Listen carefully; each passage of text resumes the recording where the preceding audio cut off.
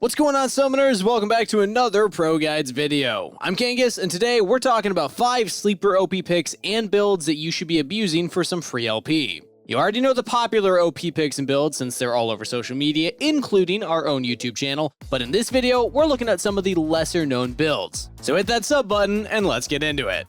Now, the first of those things that we'll talk about today is a new bruiser build for KATARINA. KATARINA has been an incredibly strong pick for several patches now, but she's not a champ just anyone can insta-lock every game. First up, she's really strong when played well and can even be oppressive for ranged champions to deal with, but she's very hard to master and actually reach that level. 2, she struggles against tankier team comps, especially those where there's a lot of CC involved. It makes it hard to find windows to jump in without being instantly blown up. So this tank build helps smooth out the edges a bit. When you're glass cannon, you have to wait for CC to be blown on other teammates so that you can jump in on a dagger and use whatever time window you have to blow up the enemy team. If that enemy team holds CC for you, or you just don't have a good dagger to jump on when it's down, sometimes that window never even happens. But with a tanky build, you're pretty much free to jump in whenever you want. Most teams are quick to throw all their CC on KATARINA as soon as she goes in, but with you being so beefy, they won't be able to burst you down at all. And even if they do hold CC to stop your ult, it's not like you need to full channel it anyway. You still get plenty of damage from the rest of your abilities, especially your Shunpo, since it applies both Divine Sunderer and Titanic Hydra for a big burst of damage. Just be sure that you're picking up daggers for the extra Shunpo resets. Essentially, this build trades out a bit of Kat's upfront burst damage in exchange for more survivability, and honestly probably even more damage at the end of the more extended fights. For your runes, you'll run Conqueror, Triumph, Alacrity or Tenacity, Coup de Grace, Sudden Impact, and either Ravenous or Relentless Hunter, with the stat rune being double Adaptive Force and Armor or Magic Resist. For items, you'll actually start with a Longsword and then build towards Divine Sunderer, and then build whichever tank boots are best for the game. After you have those, go for Titanic Hydra and Blade of the Ruined King. Next up, Syrinx Gauge, and finally a Death Stance. This is the standard cookie cutter build, but there are definitely some alternatives. If you're dealing with a team that has tools to lock you down and blow you up, you can actually go for Azonias. If you want more damage early game before beefing up, you can still go Gnasher's Tooth as your first item. And lastly, if the enemy team has 2 or more AP threats, Wit's End works extremely well as a second or even first item too. Now, part of what makes sleeper OP picks so successful is the fact that nobody plays them. Objectively speaking, they may not be better than or even as good as the most popular picks, but when your opponents don't know how to play against them, you get that extra edge in the fight. But that alone is not going to win you all of your solo queue games. You still need to have those skills to get early leads and to know how to use those leads to win your games, and that's where we come in. At ProGuides.com, we got courses from your favorite streamers and pros like CoreJJ, Alframu, and Xmithy to help you really understand how to play your role. And if you want a more personalized one-on-one experience, we also got top-tier coaches available 24/7 to help you anytime you want. If any of that sounds interesting to you, make sure to check out the website, but otherwise, let's get back to the video. Our second pick today is NEEKO as a bot lane carry. With their hard-hitting combos, ability to chain CC, and pretty good poke damage, you want to pair NEEKO with an aggressive support. The best option are a standard kill lane support like Leona or Nautilus, but mages that can CC and burst down targets with you like a Lux or Morgana, they also work too. Like most other mages in the bot lane, what makes NEEKO work so well is her ability to outshove standard marksmen and pretty much always have control of the lane. Being able to push the other bot lane under their tower means that you can constantly look to poke and harass them. This is bad enough to deal with alone, but if you're paired with one of the aforementioned mage supports, you can sometimes just kill your opponent with a single CC chain as they try to play dodgeball while also farming under their tower. That also means that you have the oh-so-important priority in lane for your jungler. We all know the junglers are going to force fight for Scuttle Crab or even invade the enemy jungler regardless of how their lanes are doing, so if you can be guaranteed to have the first move over your opponents, your chances of winning are that much higher. But just being a strong laner isn't all that NEEKO has to offer. She's also an incredibly strong team fighter, providing both a huge amount of burst damage and the potential to lock down the entire enemy team with a well-placed ER combo.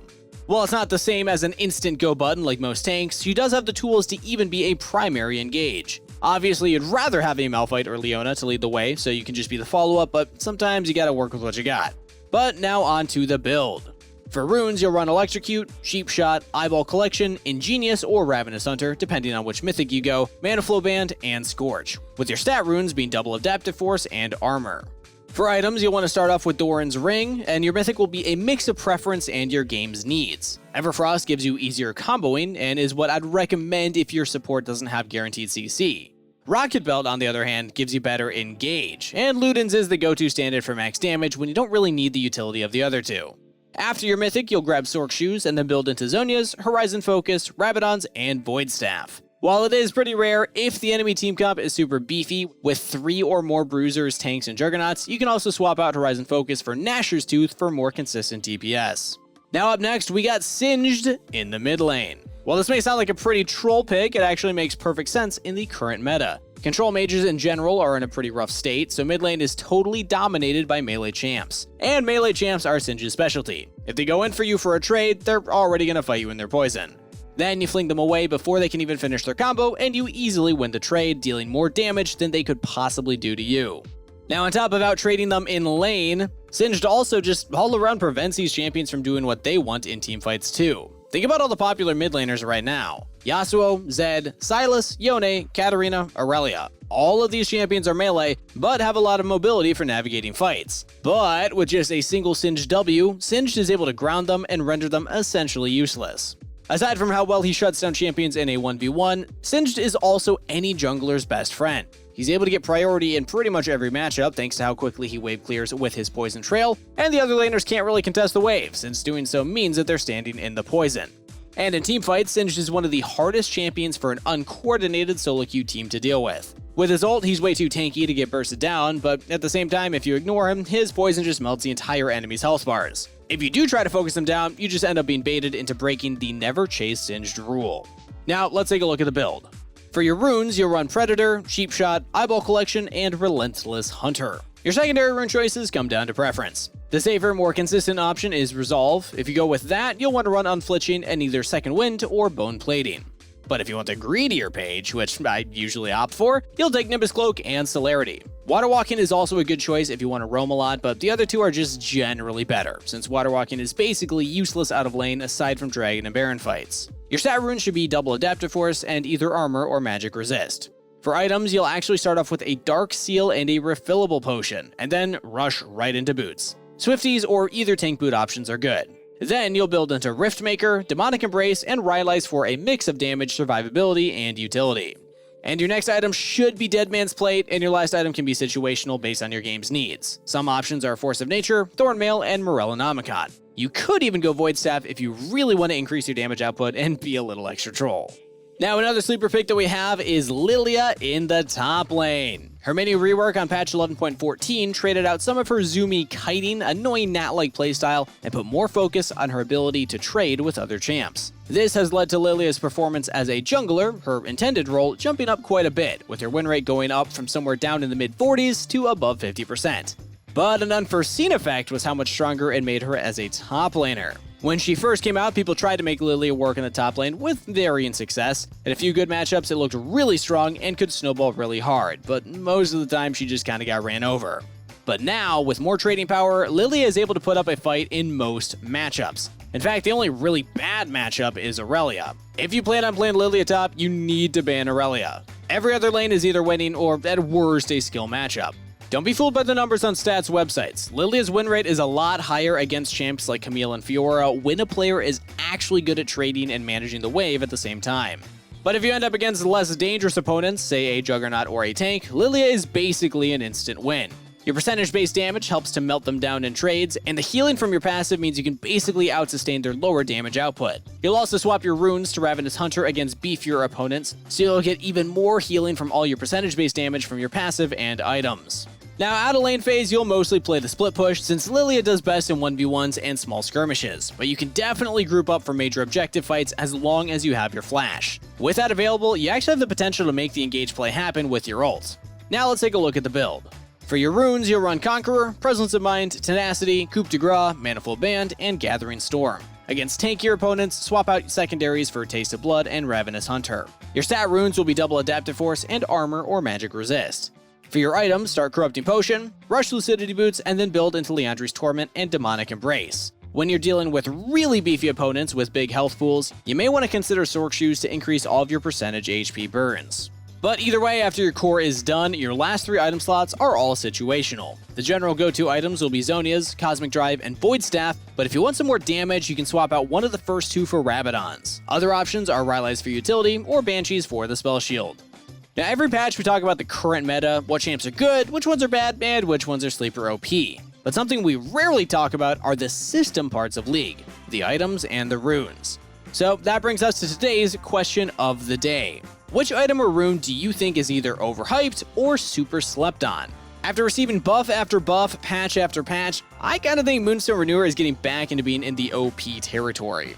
Now, I'm not fully convinced of this yet because engaged tanks are still looking pretty good, but if you get a Lulu or a Janna on your team with a Moonstone, it's really tough for the enemy team to actually beat you. So I think especially in lower elos, it's just busted. But let me know your answer in the comments down below. Now, finishing off our list, we have Shen in the support role. Now, I know what you're saying, Shen support isn't the most unheard of thing, but it's still something that we don't talk about nearly enough. He's got really strong trading in lane and can be a really solid pick as a counter to aggressive kill lanes. And with how snowbally the current meta is, having a global ult to turn a fight on the other side of the map can be enough to push your team in the right direction for a win. It is worth noting that this is a pick that you want to take a bit later in the draft if possible. Against double range champions, he struggles quite a bit. Most enchanters and mages easily outshove the Shen lane since he doesn't really provide any pushing power, and if you ever try to go in, they usually have slows and other CC to prevent you from getting anywhere close to taunt range. But when you use him as a counter pick, Shen does super well against other melee supports. His high damage trades means that he can constantly look for taunts on the enemy support if they ever move up. Usually focusing the support is considered a bad idea, but with Shen, it doesn't really matter who you focus. You'll be deflecting most return damage with your W zone anyway, so you should win any trades you take on your own terms. And if the enemy bot lane is making the first move, Shen also does a pretty good job of healing and protecting too. Just taunt in whichever threat is close to your carry and give them your W to help block damage from reaching them until whatever CC is on them expires. Just make sure to use your Q to pull your blade to you before you activate the zone. In teamfights, this ability can be a huge game saver. No matter how fed a carry is, if they rely on auto attacks, they are completely useless for Spirit Refuge's duration. Nothing feels better than watching 3 item E's put out just straight up 0 damage. Just remember that the duration is only 1.75 seconds, so you need to time it at just the right time. Now let's talk about the build. For your runes, you'll run Guardian, Shield Bash, Second Wind or Bone Plating, Revitalize, Cheap Shot, and Ultimate Hunter, with the stat runes being Ability Haste, Armor, and Health. For items, you'll start out with a Steel Shoulder Guards, and then build right into Lucidity Boots. Next up, you'll go Iron Solari for your Mythic, and after that, you'll want to grab Knight's Vow and Wardstone. And if the game goes long enough, your last item should be Redemption. And that'll wrap things up for our sleeper OP builds that you're missing out on in patch 11.15. Hope you enjoyed the video. If you did, make sure you sub to the channel so you never miss our uploads, and also consider liking the video too. One last thing, don't forget to check out our Discord in the description below where you can discuss League further with our growing community. That's it for today's video, so best of luck on the Rift, everybody. Stay hydrated, and I'll see you in the next one.